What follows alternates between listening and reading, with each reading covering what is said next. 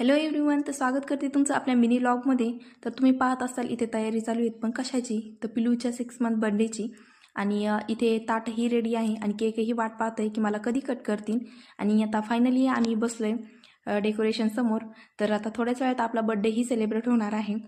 तर अरे हे काय, तर फौजीने तिला घेतलं आहे आणि आता बर्थडे कसा सेलिब्रेट करणार? आता अगोदरच खूप टाईम झाला आहे, तर पाहूयात कधी सेलिब्रेट करणार आता.